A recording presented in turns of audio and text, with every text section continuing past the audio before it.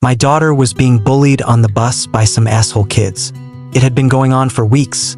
Small things at first that I thought were just typical kid stuff. A shove here, name-calling there. But it was escalating, and I could see it wearing on her spirit day by day. Then came the school project that would break my heart completely. Her first grade class had started growing small plants in little styrofoam cups for a Mother's Day project where each child would nurture their own seedling and present it to their mothers as a gift. When she first told me about it, her eyes lit up in a way I hadn't seen in weeks. The bullying seemed forgotten for a moment as she bounced on her toes, describing how they'd planted the tiny seeds and how Mrs. Peterson said they'd grow into beautiful flowers. "But Daddy," she whispered, tugging on my shirt and glancing toward the kitchen where her mom was making dinner. "You have to keep it a secret from Mommy, okay? It's supposed to be a surprise." I crouched down to her level, meeting those bright brown eyes that looked so much like her mother's. "Your secret's safe with me, sweetheart." From that day forward, our after-school routine changed. Every single day, she would burst through the front door, backpack sliding off her shoulders, and rush to find me with updates about her plant. Daddy, it's sprouted," she announced one Tuesday, practically vibrating with excitement. "It's just a tiny little green thing, but Mrs. Peterson says that means it's alive and growing. The leaves are getting bigger," she reported on Thursday, holding her hands apart to show me the size. "And I gave it extra water today because Tommy forgot to water his and it looked all droopy." Each day brought new developments, new reasons for her to beam with pride. She'd carefully drawn hearts on the styrofoam cup with red marker, and in her best first-grade handwriting, she'd written, "I love you, Mommy," in purple crayon. The letters were crooked and some were backwards, but she'd worked so hard on each one, her tongue poking out in concentration as she formed every curve and line. As Mother's Day approached, her anticipation became almost infectious. She must have asked me a dozen times each day, "Do you think Mommy will really love it? Do you think she'll cry happy tears? Will she put it in her special place on the windowsill?" Every time, I'd reassure her, my heart swelling with her thoughtfulness. "Baby girl, your mom is going to absolutely love it. Do you know why? Because you've worked so hard to take care of it and help it grow. Just like she's worked so hard to take care of you and help you grow." She'd nod solemnly at this, as if I'd revealed some profound truth about the universe. The Friday before Mother's Day, she came home practically glowing. "Daddy, the flower opened today. It's yellow like sunshine and Mrs. Peterson said mine was one of the prettiest in the whole class." She paused, then whispered conspiratorially, "I think Mommy's going to be so surprised." Mother's Day morning arrived, and even I found myself excited to see this plant that had brought my daughter such joy for weeks. I'd managed to get the day off work, something I'd rarely done, but I wanted to be there for this moment. I could picture her mom's face when she saw not just the flower, but the love and effort that had gone into nurturing it. Around 3:30, I heard the familiar rumble of the school bus. I positioned myself by the front window, ready for her usual enthusiastic entrance. But when I saw her walking up our driveway, my stomach dropped. Her shoulders were slumped forward, her backpack dragged behind her on the ground. But it was her face that made my chest tighten. She looked defeated in a way that no 6-year-old should ever look. I opened the door before she could reach for the handle. "Hey, sweetheart, how was..." I stopped mid-sentence when I saw her face up close. Her eyes were red-rimmed, and I could tell she was using every ounce of willpower to hold back tears. She was clutching something against her chest with both hands. "What's wrong, baby?" I asked, kneeling down to her level. She looked up at me, and I watched as her bottom lip started to tremble. Slowly, she uncurled her small fingers and held out what remained of her precious project. Half of a crushed styrofoam cup sat in her palm, filled with loose potting soil that was spilling between her fingers. The cup had been completely destroyed, stomped flat, and only half of her carefully written message remained visible. "I love you, M.O." The rest was torn away, along with most of the hearts she'd drawn. But it was what she said next that completely shattered me.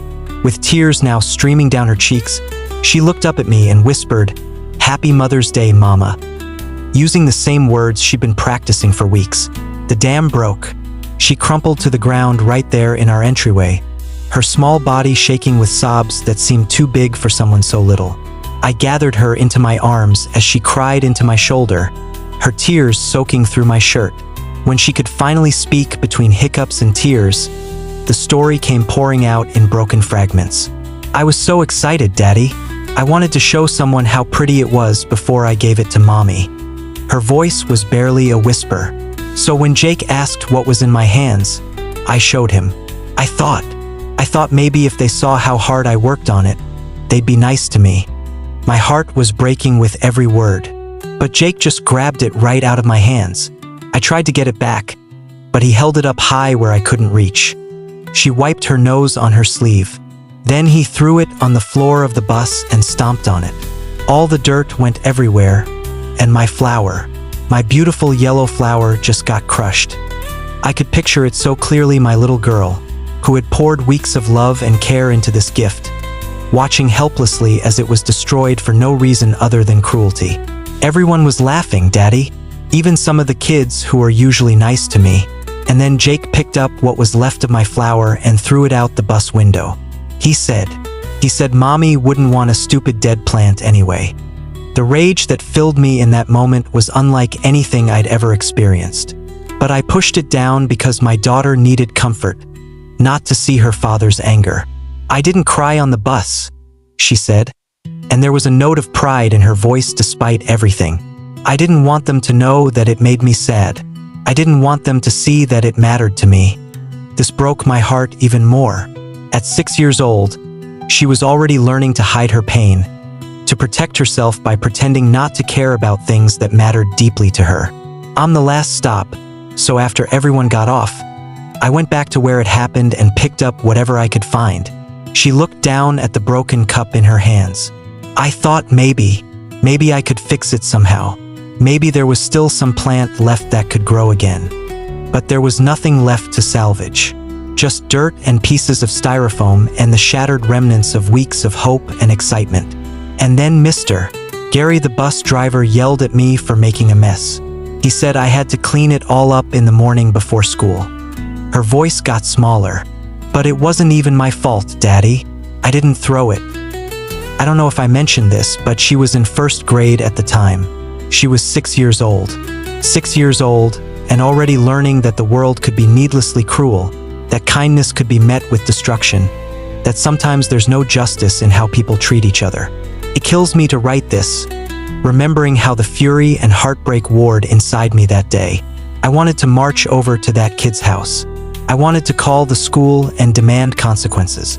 I wanted to somehow make this right for my little girl who had done nothing wrong except try to create something beautiful for someone she loved. When her mom came home and saw us both sitting on the couch, my daughter still clutching those broken pieces, the look on her face was something I'll never forget. She didn't need an explanation. She just sat down and pulled our daughter into her arms, and they both cried together. We ended up going to the hardware store that weekend and buying a whole gardening kit to build our own flower bed in the backyard. My daughter threw herself into it with renewed enthusiasm, and we spent hours together planting seeds and talking about how sometimes plants need to be protected while they grow, just like people do. We grew sunflowers that year, big, bright yellow ones that towered over the fence by summer's end. Every morning, she'd run outside to check on them, and watching her face light up when she saw new growth helped heal something in my heart. But it wasn't really the same, and we all knew it. The innocence was gone. That project had been special not just because of the plant, but because of the pure joy and anticipation she'd felt for weeks. That couldn't be replanted. The bullying continued sporadically throughout the school year, though we eventually got the school involved and things improved. But something had shifted in my daughter that day. She became more guarded, more careful about showing enthusiasm for things she cared about. She learned to protect her joy, which is both a necessary survival skill and a tragedy for any child to learn so young. Watching your kids see just how shitty people can be for the first time is crushing. It's watching them lose a piece of their innocence that you can never give back. It's realizing that no matter how much you love them and want to protect them, the world will find ways to hurt them. And sometimes all you can do is be there to help them pick up the pieces. But but it also taught me something about resilience. My daughter didn't let that experience stop her from caring about things. She just learned to be more careful about who she shared her caring with.